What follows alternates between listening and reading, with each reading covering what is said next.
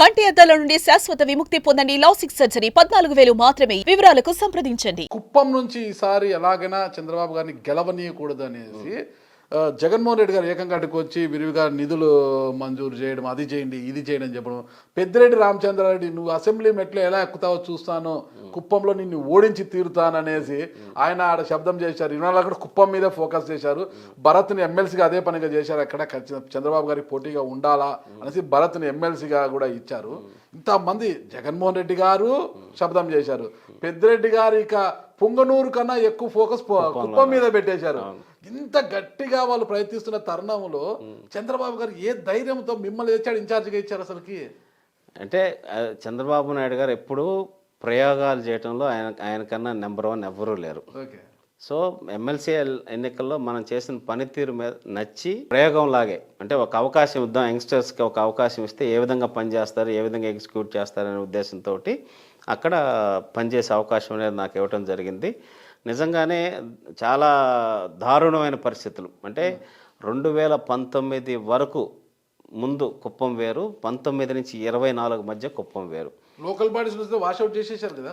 Washout చేశారంటే municipality ఒకటే contest చేసింది, మిగతా అన్ని కూడా అప్పుడు కంటెస్ట్ చేయకుండా రాష్ట్ర వ్యాప్తంగా కూడా పంచాయతీస్ బాయ్కాట్ చేశారు. మున్సిపాలిటీస్లో చూసాం, మన నామినేషన్లు కూడా దౌర్జన్యంగా విత్డ్రాల్ చేయించి, డిస్క్వాలిఫై చేయించి, అభ్యర్థులను కిడ్నాప్ చేసి, లేకపోతే తీసుకెళ్ళి నాయకులందరినీ జీడీ నెల్లూరు, నగరి ఆ పోలీస్ స్టేషన్లో పెట్టి ఒక రకమైన రాష్ట్రంలో నాకు తెలిసి అంత విధ్వంసకరమైన ఎలక్షను. రాష్ట్ర వ్యాప్తంగా ఉన్న మంత్రులందరూ అక్కడికి వచ్చి, మీరు గమనిస్తే రాష్ట్ర వ్యాప్తంగా లోకల్ బాడీస్ జరిగిన వాటితో కుప్పం మున్సిపాలిటీ జరగలేదు, తర్వాత జరిపారు. ఒకటి హోల్డ్ చేసి తర్వాత పెట్టారు, ఎలక్షన్ పెట్టి అందరూ ఇంకా అదొక రణరంగం లాగా దాన్ని ఎలక్షన్లు జరిపారు. అంటే అధికార బలాన్ని, ధనాన్ని, ఒకటి కాదు పోలీసు వినియోగం కానీ రాష్ట్రంలో ఇంకెప్పుడు ఏ ఎలక్షన్లో కూడా అట్లాంటిది జరిగి ఉండదు. అట్లా చేసిన ఎన్నికలు అది. దానివల్ల మున్సిపాలిటీ ఓడిపోవడం జరిగింది. అక్కడ అది కూడా మున్సిపాలిటీ ఓడిపోయింది. ఓవరాల్ ఓట్స్ చూస్తే 3,000 చేంజ్ ఓట్స్ తోటే మున్సిపాలిటీ చేజారిపోవడం జరిగింది, వాళ్ళంత విధ్వంసం చేస్తేనే. సో అయితే తర్వాత అక్కడి నుంచే వాళ్ళు వై నాట్ 175 అనే స్లోగన్ని అక్కడి నుంచి స్టార్ట్ చేశారు. మేము కుప్పం కూడా గెలుస్తాము అది ఇది అని చెప్పి, వై నాట్ కుప్పం అని చెప్పనేసి వై నాట్ 175 స్లోగన్ కూడా అప్పుడే నుంచే స్టార్ట్ చేయడం జరిగింది. సరే, అది పొలిటికల్ ఇది. అయితే పెద్దిరెడ్డి గారు నిజంగా ఆయన ఒక జగన్మోహన్ రెడ్డి గారి ఆదేశాల కన్నా ఇంకా పర్సనల్ ఇది. ఎందుకంటే సార్కి, సిబిఎన్ గారికి, ఆయనకి యూనివర్సిటీ టైం నుంచి ఒక కైండ్ ఆఫ్ రైవల్రీ ఉంది. ఇంక ఇది ఇంకొంచెం ఇప్పుడు ఏదో అవకాశం ఉంది, ఏదో ఓడిచ్చి నేను ఏదో కసి తీర్చుకోవాలో లేకపోతే ఏదో ఇది చేయాలని చెప్పనేసి అని ప్రయత్నం చేశారు. పొంగనూరు పుడింగి అని ఎలా గెలుస్తావో చూస్తారని ఆయన, కుప్పం నుంచి నువ్వు ఎలా గెలుస్తావో చూస్తారు ఆయన. కానీ ఒకరికొకరు పంతాలు. కానీ పెద్దిరెడ్డి గారి దూకుడికి, పెద్దిరెడ్డి గారిని తట్టుకొని మీరు కుప్పం ఇన్ఛార్జిగా చేయడం అనేది చాలా ధైర్య సాహసాలతో కూడుకున్న పని అనమాట అది. ఎందుకంటే ఎంతటికైనా పోతారు వాళ్ళు, కేసులు గట్రా ఇంకా ఏమైనా జరుగుతుంది, దాడులు. మీకు తెలుసు పొంగనూరు రామచంద్ర యాదవ్ పరిస్థితి ఏమైందని, ఎన్నిసార్లు అతని ఇంటి మీద దాడులు చేశారు, ఆస్తుల ధ్వంసం చేశారు, అన్నీ అయినాయి వాటి మీద కూడా. కాకపోతే వాటిని ఎక్కువ ఇదిగా లేకుండా మేము మేనేజ్ చేసుకుంటూ వచ్చాము. అంటే ఎక్కడ పాజిటివ్ వాతావరణం డిస్టర్బ్ కాకుండా మనం పనిచేయాలనే టార్గెట్ తోటి పనిచేసాం. ఎందుకంటే ఓటర్ మూడ్ అనేది మనకు అర్థమవుతుంది, మనకి తెలుగుదేశం పార్టీ వైపు, చంద్రబాబు నాయుడు గారి వైపు ఉన్నారనేది క్లారిటీ. పెద్దిరెడ్డి గారు కూడా కుప్పం వచ్చి మీటింగ్లో 30,000తో చంద్రబాబు నాయుడు ఓడిపోతున్నాడు అది ఇదని స్టేట్మెంట్ ఇచ్చారు. ఆ రోజు నేను సాయంత్రమే ప్రెస్ మీట్ పెట్టి చెప్పాను, సవాలు విసురుతున్నా, చంద్రబాబు నాయుడు గారు కనుక ఇక్కడ ఓడిపోతే నేను రాజకీయాల నుంచి తప్పుకుంటా, గెలిస్తే మీరు రాజకీయాల నుంచి తప్పుకుంటారా, పెద్దిరెడ్డి గారు మీకు సవాల్ స్వీకరించే దమ్ము ఉందా అని చెప్పనేసి ఆ రోజు కూడా మాట్లాడటం జరిగింది. ఎందుకంటే నా ధైర్యం ఏంటంటే 30 సంవత్సరాలు ఒక నాయకుడు ఏ విధంగా ఉన్న నియోజకవర్గాన్ని ఏ విధంగా మార్చారు, ఏ విధంగా ఉన్న ప్రజల జీవితాలను ఏ విధంగా మార్చారు.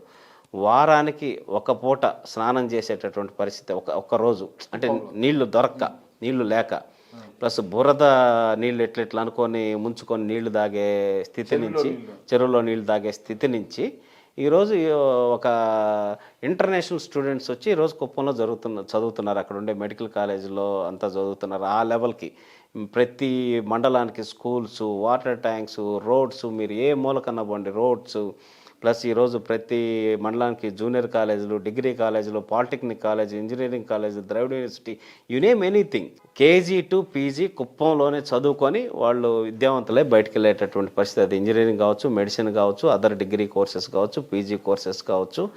చదువుకోవడానికి పలమనేరు, మదనపల్లి, చిత్తూరు, తిరుపతి వెళ్ళే స్థాయి నుంచి ఈరోజు బయట నుంచి వచ్చి ఇక్కడ కుప్పంలో చదువుకునే స్థాయికి కుప్పాన్ని తీసుకొచ్చినటువంటి నాయకుడు. అగ్రికల్చర్ తీసుకుంటే ఓన్లీ సంప్రదాయ పంటలు లైక్ జొన్నలు, రాగులు, సజ్జలు పండించుకునేటటువంటి పరిస్థితిలో ఉన్న రైతులకి ఇజ్రాయెల్ టెక్నాలజీ తెచ్చి ట్రైనింగ్ ఇచ్చి వాళ్ళకి డ్రిప్ ఇచ్చి ఇరిగేషన్ ఇచ్చి ఇక్కడ మీరు ఒక వ్యాలిడ్ పాయింట్ చెప్తానండి. ఈరోజు ఆయన చేసిన డెవలప్మెంట్లో పార్టీలకు అతీతంగా ప్రతి ఒక్కరూ బాగుపడ్డారు, ప్రతి ఒక్క కుటుంబం బాగుపడింది, ప్రతి ఒక్క బిడ్డలకు అవకాశాలు వచ్చినాయి.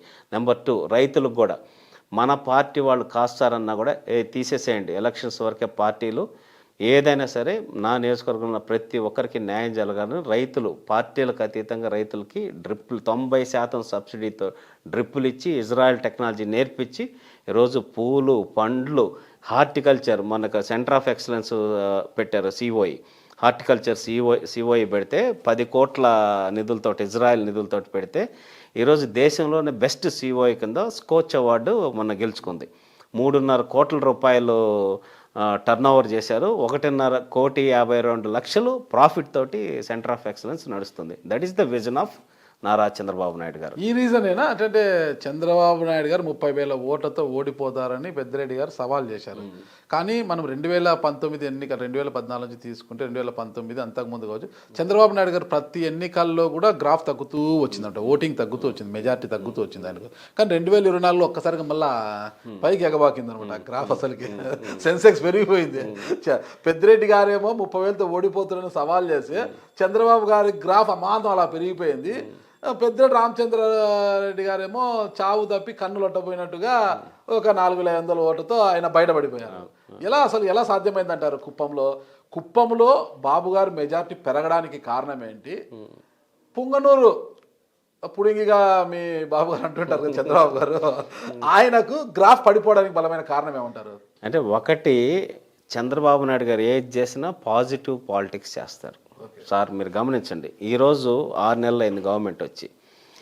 2019లో వైఎస్ఆర్సీపీ గవర్నమెంట్ వచ్చినప్పుడు ఫస్ట్ 6 months చూడండి ఏం జరిగింది రాష్ట్రంలో, ఇప్పుడు ఏం జరుగుతుంది సార్. దేని మీద జగన్మోహన్ రెడ్డి గారు అప్పుడు ఏంటి, ఎవరిని కేసులు పెడదామా, ఎవరిని జైల్లో వేద్దామా అని ఒక విధ్వంసకరమైన వాతావరణం ఫస్ట్ 6 నెలల్లో రాష్ట్రం మొత్తం ఒక భయానకమైన వాతావరణం నడిచింది. ఈరోజు వాళ్ళందరూ వైసీపీ వాళ్ళందరూ కూడా భయపడిపోతున్నారు, ఏం చేస్తారా మమ్మల్ని, ఏం చేస్తారని చెప్పనేసి. చంద్రబాబు నాయుడు గారు మనం ఎంతో నమ్మకంతో హయ్యెస్ట్ మ్యాండేట్ 93% ఓట్ షేర్ ఇచ్చారు, 164 సీట్లు ఇచ్చారు. మన మీద నమ్మకంతో మన జీవితాలు బాగు చేస్తారు ఈ నాయకత్వం అయితే అని నమ్మి అవకాశం ఇచ్చారు. కాబట్టి దాన్ని నిలబెట్టుకునే దిశగా మనం పనిచేయాలి అని చెప్పనేసి ఈరోజు ఆయన మళ్ళీ డెవలప్మెంటు, కంపెనీసు, మళ్ళీ Davos, solar energy, renewable energy మొత్తం ఇంకా ఆయన కాన్సెప్ట్లో డెవలప్మెంట్ ఓరియంటెడ్గా వెళ్తున్నారు. కానీ ఎక్కడ 1% కూడా స్పెసిఫిక్గా వాడిని టార్గెట్ చేయాలా, వీడిని టార్గెట్ చేయాలా. ఇప్పుడు ఆయన జైల్లో వేయదలుచుకుంటే ఆయన మాట్లాడిన వాళ్ళు కూడా ఉన్నారు చాలామంది. ఇంకా కూడా ఏదైనా సరే చట్టబద్ధంగా ఏదన్నా ఉంటే దాని ప్రకారం వెళ్ళండి, అంతేగాని అనవసరమైన టైము ఇట్లాంటి వాటి మీద ఫోకస్ చేయొద్దని చెప్పనేసి సార్ చెప్పడం టీడీఎల్పీ సమావేశాల్లో కూడా క్లియర్గా చెప్పారు. మీరు అనవసరమైన కేసులు అనవసరంగా పెట్టించి అట్లాంటి కాన్సెప్ట్కి పోవద్దు. ఏదైనా సరే ప్రాపర్ ప్రూఫ్ ఉండి వాళ్ళు తప్పు చేస్తుంటే అట్లాంటి కంప్లైంట్ చేసి చట్టపరంగా యాక్షన్ తీసుకోండి. కానీ మిగతా వాటి మీద అంతా ఫోకస్ ఆన్ డెవలప్మెంట్ యాక్టివిటీస్. మనం ఏం చేయాలనుకుంటున్నాం, మీ నియోజకవర్గం ఏంటి, నేను రాష్ట్రం ఏంటి అనే దాని మీద ఫోకస్ పెట్టి వెళ్దామని చెప్పి అన్నారు. దాంట్లో భాగంగానే ఈరోజు పారిపోయిన కంపెనీలు మొత్తం ఈరోజు టీసీఎస్ 10,000 మందితోటి ఉద్యోగాలు ఇవ్వడానికి నారా లోకేష్ గారి చొరవతో ముందుకొచ్చారు. ఈరోజు 2,000 సీటింగ్ ఆల్రెడీ అలకేట్ చేశారు టీసీఎస్కి కార్యకలాపాలు. అంటే 2,000 మంది బిడ్డలకి, ఆంధ్రప్రదేశ్లో చదివిన బిడ్డలకి ఉద్యోగ అవకాశాలు ఇమ్మీడియట్ స్టార్ట్ అవుతున్నాయి. నెక్స్ట్ 1 yearలో 10,000 మందికి ర్యాంపప్ చేస్తూ ఉన్నారు. శ్రీ సిటీలో 15 కంపెనీలు సైన్ చేసినాయి. వాళ్ళందరూ ఎందుకు వస్తున్నారు మళ్ళీ? Because of trust on leadership and positive politics of Chandrababu Naidu గారు. అది సక్సెస్ఫుల్ ఫార్ములా. చిత్తూరు జిల్లా మొత్తం పెద్దిరెడ్డి గారు ఏ విధంగా విధ్వంసం చేశారో మనం అందరం చూసాం. పొంగనూరులో కూడా ఇంకా పూర్తి స్థాయిలో కొంచెం రకరకాల చిన్న చిన్న పొరపాట్లు జరగటం వల్ల ఇండిపెండెంట్గా వేరే ఆయన వేయటం వల్ల రామచంద్ర యాదవ్ గారు వేయటం ఇట్లా కొన్ని కారణాలతోటి జస్ట్ మిస్ అయింది. కానీ లేకపోతే 100% పొంగనూరు సీటు కూడా గెలిచేటటువంటి పరిస్థితి మాకు ఉండేది. మీ ఓటమికి రామచంద్ర యాదవ్ గారు ఒక కారణం అంటారు. అక్కడ కారణం అంటే కొంత ఓట్ షేర్ అనేది ఖచ్చితంగా ఆయనకు పడ్డ ఓట్లు తెలుగుదేశం పార్టీకి పడేదానికి అవకాశం ఉండేది. ఇంకొంచెం మనం అవకాశాలకు దగ్గరగా ఉండేది అనేది నా అభిప్రాయం.